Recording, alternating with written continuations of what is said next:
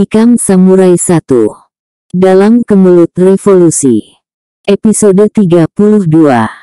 Bertempur di Front Pekanbaru. Ada beberapa hal yang saya ketahui tentang perempuan itu, Bungsu.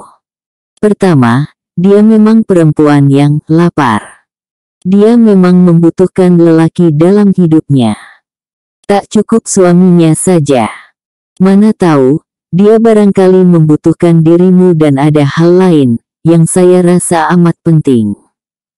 Perempuan betapapun mata-matanya dia, tapi bisa saja jatuh hati, bukan? Nah, bukanlah hal yang mustahil kalau dia jatuh hati padamu. Kapten itu bukannya sekadar bergurau dengan berkata demikian. Dia yakin bahwa wanita dimanapun instingnya sama. Dan bukan hal yang mustahil pula kalau banyak wanita yang jatuh hati pada pemuda ini. Si bungsu menunduk. Dia sebenarnya tak menyenangi wanita itu. Artinya ada beberapa masalah yang tak dia sukai. Namun wanita itu telah menolong nyawanya. Apapun alasan pertolongan itu, dia tetap merasa berhutang budi. Dan tiba-tiba dia teringat saat terakhir pertemuannya dengan cantik itu. Betapa dari pembaringannya, di saat maut hampir menjemput, dengan suara perlahan sekali, dia masih bicara. Larilah bungsu. Belanda datang untuk menangkapmu. Aku mencintaimu, itulah kata-katanya yang terakhir. Dia termenung. Di saat terakhirnya, perempuan itu memberitahu bahwa Belanda datang untuk menangkapnya. Kalau dia mata-mata, maka dia telah mengkhianati tugasnya. Memberitahukan kepada musuh yang akan ditangkap, bahwa tentara datang untuk menangkapnya. Ya, cinta dimanapun sama. Bisa berbuat hal-hal yang tak mungkin bisa terfikirkan oleh manusia lain. Tak terjangkau oleh akal. Si bungsu sudah seminggu bersama-sama para pejuang di Pekanbaru itu ketika suatu hari mereka mendapat kabar bahwa penginapan di mana si bungsu tinggal dahulu dibakar oleh Belanda. Pemilik penginapan itu, seorang pejuang bawah tanah bernama Tuang dari kampung Buluh Cina. Yaitu sebuah kampung di tepi sungai Kampar 20 km dari kota Pekanbaru, ditangkap oleh Belanda. Dia seorang pejuang. Si bungsu kaget. Iya. Dia termasuk salah seorang mata-mata dan dermawan yang menyumbangkan hartanya untuk pejuang-pejuang kemerdekaan, Kapten Nurdin menjawab dengan nada sedih. Di mana dia tahan? Kapten itu bertanya pada mata-mata yang menyampaikan laporan pembakaran tersebut. Tak diketahui dengan pasti. Yang jelas, mereka dibawa ke kantor polisi militer di Batu Satu. Kapten Nurdin yang membawahi Front Pekanbaru itu lalu membuka peta lusuh yang ada dalam lemari. Dan malam itu diadakan rapat staf lengkap. Mereka mempelajari kemungkinan untuk membebaskan Tuang. Ada 2 markas Belanda yang dianggap mungkin tempat menawan pemilik penginapan itu. Dan diputuskan untuk menyerang secara serentak kedua markas itu untuk membebaskannya. Tuang mempunyai arti yang amat penting dalam perjuangan bawah tanah di kota ini. Seperti dikatakan Kapten Nurdin, dia tak hanya seorang mata-mata andalan, tapi juga seorang donatur perjuangan. Saya boleh ikut. Si bungsu menawarkan diri. Kapten Nurdin menatapnya. Itu akan merupakan kehormatan bagi kami bungsu. Kami memang ingin mengajakmu. Tapi kami segan mengatakannya, si bungsu tersenyum. Dan malam itu mereka menyusun rencana matang-matang. Kalau dapat membebaskannya, apa kendaraan yang akan kita pergunakan untuk melarikan diri? Si bungsu yang ikut dalam perencanaan itu bertanya. Ada sebuah truk tua, kecepatannya bagaimana? Bisa dikejar oleh orang berlari, hanya itu kendaraan yang ada pada kita, siapa yang bisa menjalankan kendaraan? 2 orang sersan mengacungkan tangannya. Menurut hemat saya, lebih baik kita ambil kendaraan Belanda saja. Di depan markas mereka pasti ada kendaraan, tapi bagaimana dengan kunci kontaknya? Kita tentu tak mungkin menggeledah kantong Belanda itu satu persatu untuk mencari kunci. Waktu sangat pendek. Itulah gunanya orang yang biasa mempergunakan kendaraan. Saya tak tahu bagaimana caranya, tapi ketika Pak Tuang itu sudah keluar, kendaraan hendaknya sudah siap untuk melarikan. Keterangan si bungsu membuat Kapten Nurdin menatap pada kedua sersan yang mengaku bisa menjalankan mobil tadi. Ya, saya bisa mengusahakannya, yang seorang berkata. Tapi saya terpaksa tak ikut penyergapan. Sementara teman-teman menyerang, saya akan menyiapkan kendaraan. Satu-satunya jalan adalah dengan mencabut kabel di kunci kontak. Kemudian menyambungkannya lagi di luar, katanya lagi. Baik, kau kutugaskan untuk itu. Nah, ada yang lain. Kapten Nurdin berkata lagi. Ada, jawab si bungsu. Kalau ada lebih dari satu kendaraan di sana, yang lain harus dikempeskan bannya, dan malam itu diputuskan pula bahwa penyergapan hanya akan dilakukan pada satu markas saja. Yaitu markas yang diketahui dengan pasti di mana Tuang ditawan. Untuk itu, siang esoknya, mata-mata disebar lagi untuk mengetahuinya. Dan malamnya mereka segera mendekati markas di Batu Satu, yaitu markas yang diketahui tempat menawan Tuang. Malangnya tak ada situasi yang memudahkan mereka untuk menyerang. Mereka hanya berkekuatan 7 orang. Personil memang dibatasi demi gerak cepat. Sementara Belanda yang menjaga di markas itu jumlahnya 10 orang. Bulan kelihatan terang. Inilah yang menyulitkan mereka. Seorang tentara kelihatan memetik gitar sambil bernyanyi-nyanyi kecil. Di depan markas itu terdapat jalan raya menuju Bangkinang. Kemudian sebuah parit. Dan di seberangnya hutan lalang setinggi tegak. Di sebelah kiri markas ada kebun ubi. Di sebelah kanannya rawa-rawa dan sungai kecil. Kamar tahanan berada di gedung di mana piket sedang duduk. Bukan kamar tahanan khusus. Hanya sebuah kantor yang dipakai sebagai tahanan sementara. Si bungsu bersama Kapten Nurdin yang memimpin penyerangan itu berada di kebun ubi yang di sebelah kanan markas. Set. Lihat yang tengah menunjuk keluar itu, Kapten Nurdin berbisik pada si bungsu.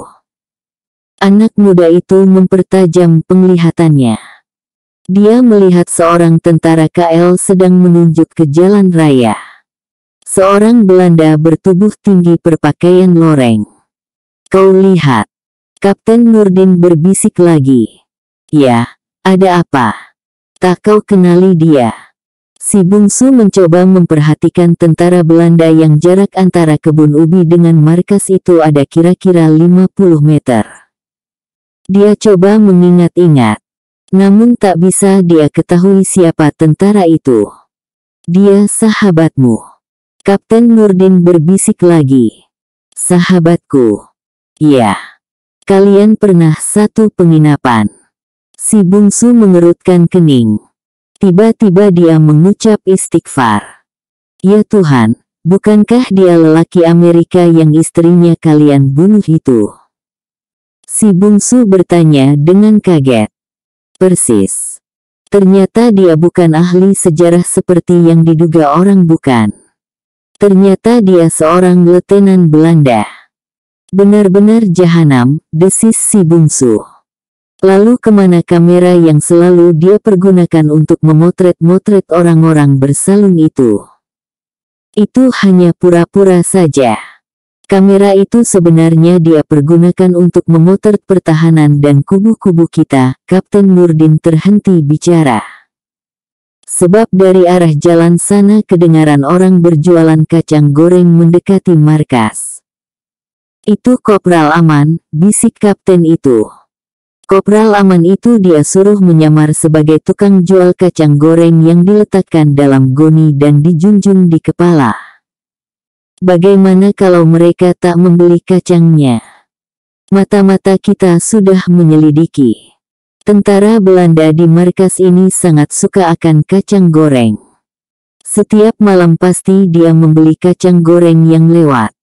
Dan siang tadi penjual kacang goreng yang asli telah disilakan sakit malam ini. Dan kopral itu penggantinya. Hai, dengar, mereka sudah memanggilnya masuk. Penjual kacang itu memang tengah memasuki halaman markas. Di dalam karung kacangnya ada granat, kapten itu berbisik. Si bungsu memperhatikan situasi markas itu. Di depannya ada 3 buah jeep.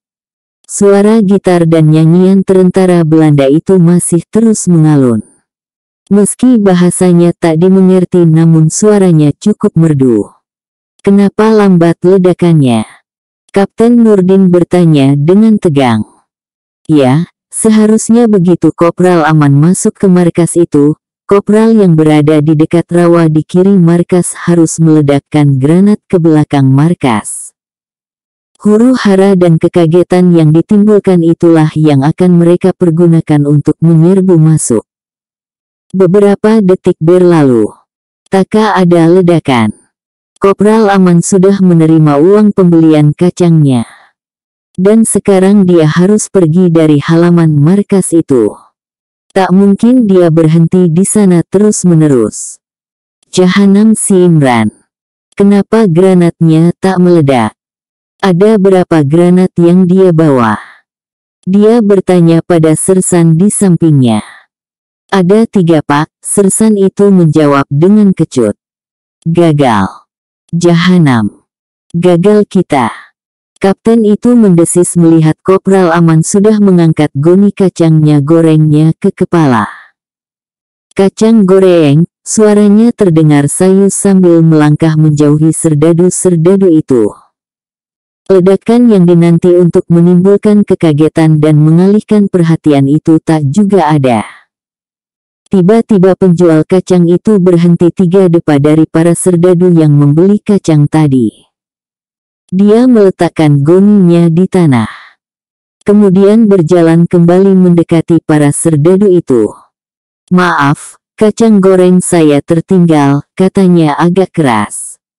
2 orang serdadu tertawa sambil memberikan tekong kaleng susu kepunyaan tukang kacang itu.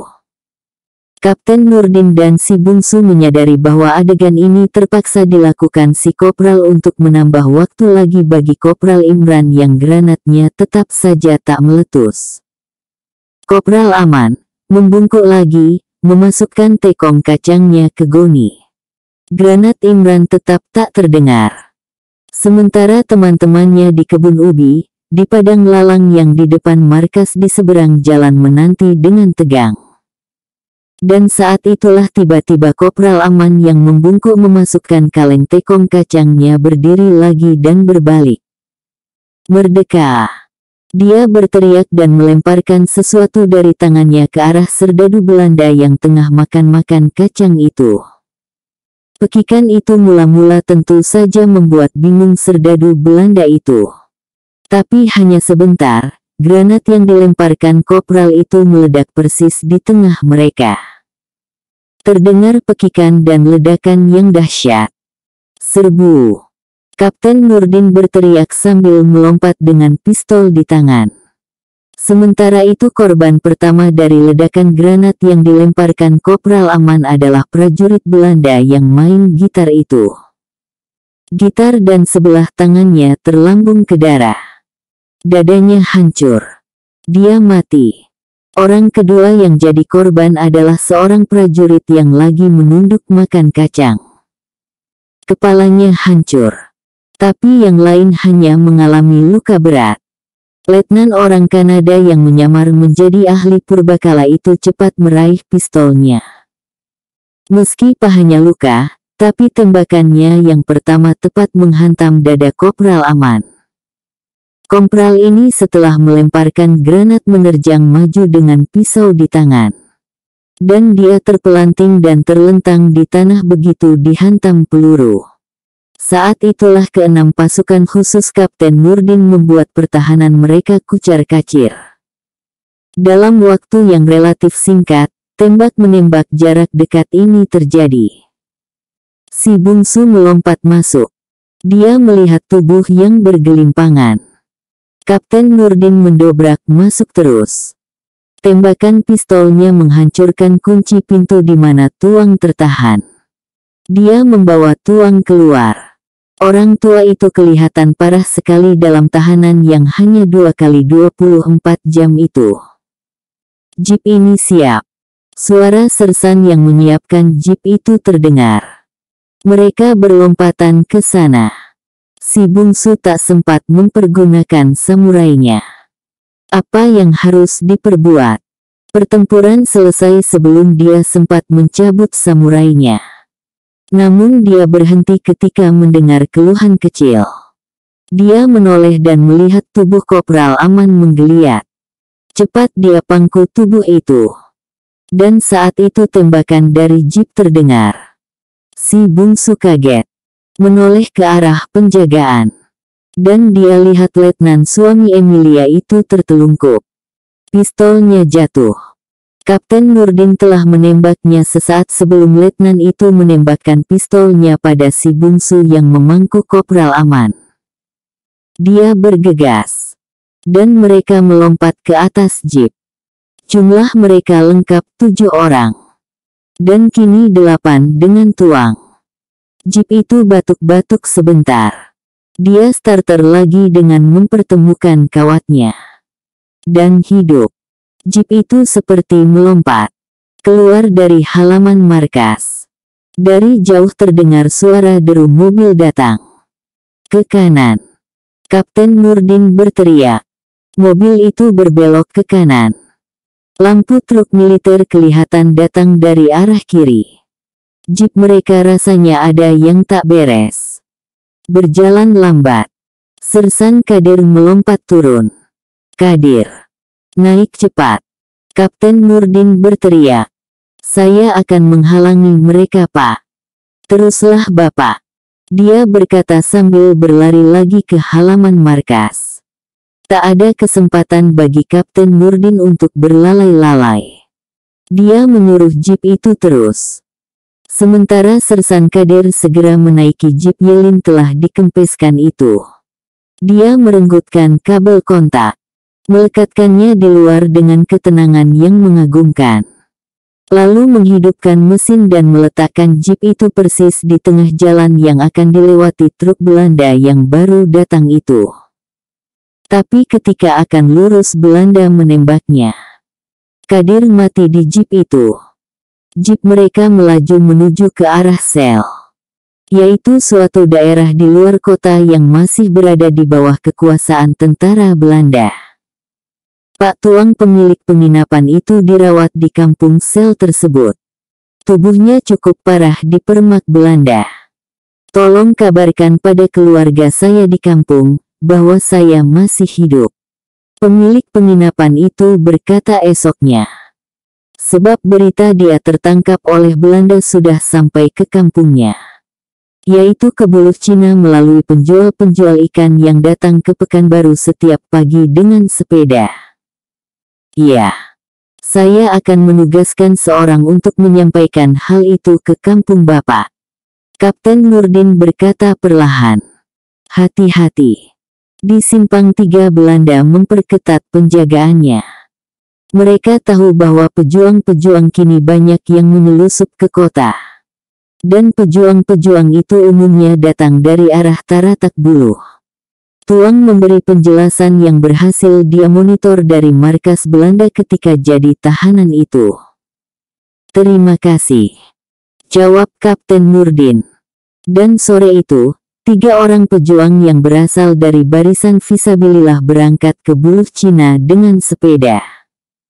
Sebenarnya hanya ada 2 orang anggota Fisabilillah. Yang satu lagi adalah si bungsu. Dia ikut ke Buluh Cina karena kapal yang dia nanti-nantikan untuk berangkat ke Singapura atau Jepang itu tak kunjung datang. Beberapa orang malah mengatakan, untuk ke Singapura mungkin lebih baik lewat Sungai Kampar.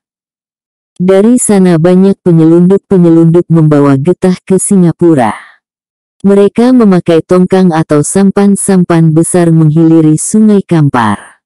Kemudian lewat di pulau-pulau yang ada di Laut Cina Selatan, terus menyelundup ke Singapura atau Malaya.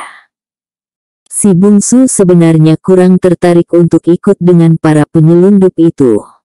Sebab, tujuan utamanya bukan ke Singapura, melainkan Jepang.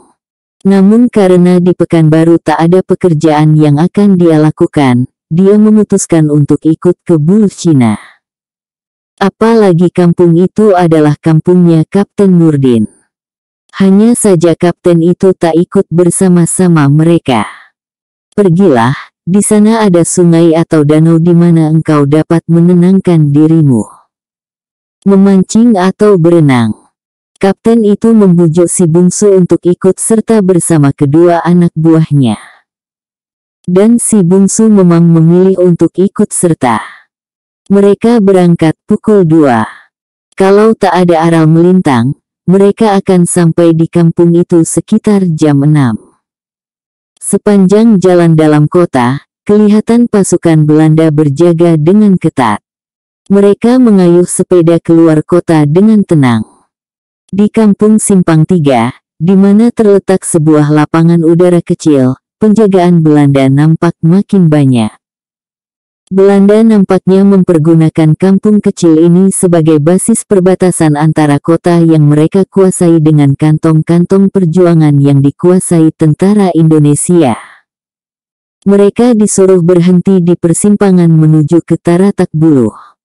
Satu-satu disuruh masuk ke sebuah kamar kecil di mana 2 orang tentara KNIL mengadakan pemeriksaan dengan ketat.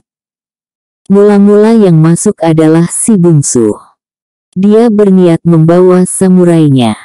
Namun korip temannya menggeleng perlahan. Si bungsu menangkap isyarat itu. Dia segera ingat, kalau Belanda mengetahui bahwa dia membawa samurai, maka itu akan membahayakannya. Bukankah Belanda sudah mengetahui bahwa teman-teman mereka dibunuh oleh seorang anak muda yang membawa samurai kemana-mana? Dengan pikiran demikian, si bungsu masuk ke kamar penjagaan itu tanpa membawa apa-apa. Samurainya tetap dia tinggalkan dengan mengikatkannya ke batang sepeda yang dia bawa. Sepeda itu dia sandarkan di pohon kelapa di depan rumah penjagaan itu. Dengan tenang dia masuk ke dalam. Buka pakaian. Seorang sersan KNIL memerintah. Si bungsu agak tertegun. Orang yang memerintahkannya ini kulitnya sama dengan dirinya. Meski kulit KNIL itu lebih hitam, tapi dia yakin bahwa tentara Belanda itu pastilah orang Indonesia juga. Perlahan dia membuka bajunya. Sersan itu memberi isyarat pada prajurit yang satu lagi. Prajurit itu memeriksa isi kantong baju si bungsu. Mengeluarkan sebuah kartu keterangan diri. Kemudian sehelai sapu tangan. Mau kemana? Sergean itu bertanya dalam aksen Melayu tinggi yang fasih. Ke Buluh Cina Tuan, mengapa ke sana? Pulang ke kampung Tuan, dia menjawab mengikuti petunjuk Kapten Nurdin pagi tadi. Apa kerjamu di kampung? Memotong getah Tuan, sergean KNIL itu memegang tang si bungsu. Si bungsu tetap tenang. KNIL itu melihat betapa pada pangkal jari-jari tangan anak muda itu kelihatan benjolan yang mengeras. Dan dia jadi yakin bahwa anak muda ini memang seorang penakik getah. Sebab benjolan yang mengeras di telapak tangannya itu membuktikan bahwa dia memang selalu memegang benda keras. Tanda demikian itu tak terdapat pada pedagang ikan yang tiap pagi mengayuh sepeda atau pada pejuang yang hanya memegang bedil. Di mana tinggal di Buluh Cina, KNIL itu menatap wajah si bungsu. Seperti mencari sesuatu di wajahnya itu. Si bungsu hanya diam.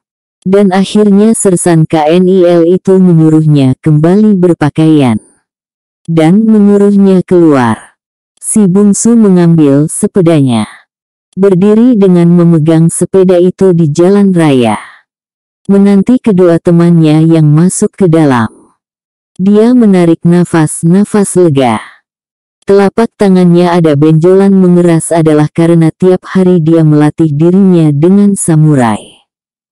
Tapi siapa nyana, bekas tangannya itu justru bisa menyelamatkan dirinya saat ini. Tiba-tiba dia kaget mendengar bentakan dari dalam kamar pemeriksaan. Dan tak lama kemudian disusul dengan suara tamparan. Dia mulai mempelajari situasi. Kalau terjadi apa-apa, andainya kedua temannya itu diketahui bahwa mereka adalah pejuang maka dia akan susah untuk melarikan diri. Sebab sekitarnya ada kira-kira 12 tentara Belanda yang menjaga dengan bedil terhunus. Mereka memang seperti tak acuh saja. Tapi kalau kedua temannya itu tertangkap, maka dia tentu akan ditangkap pula. Dan kalau dia berusaha melarikan diri, maka tentara Belanda yang di luar ini pasti siap untuk merajamnya dengan semburan peluru. Dia menanti dengan tegang. Tak lama kemudian, kelihatan kedua temannya itu keluar dengan mulut dan hidung berdarah. Mereka mengambil sepedanya, lalu mengangguk pada si bungsu.